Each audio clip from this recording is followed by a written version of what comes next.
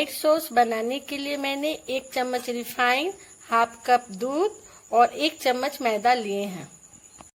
White sauce बनाने के लिए मैंने कढ़ाई गरम कर ली है। इसमें 1 चम्मच रिफाइंड डालूंगी।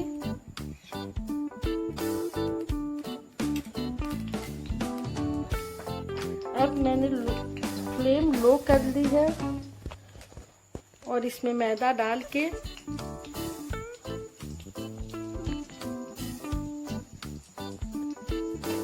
इसे धीमी आंच में भूनना है।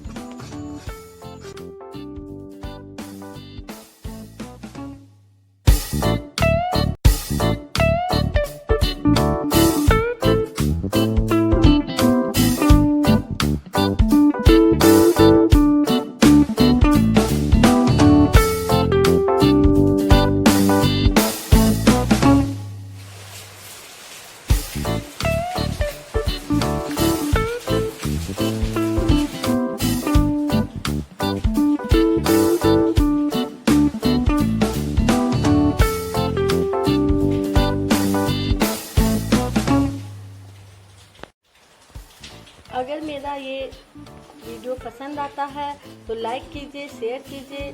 मेरे चैनल में नए हैं तो सब्सक्राइब कीजिए, कमेंट कीजिए। बाय।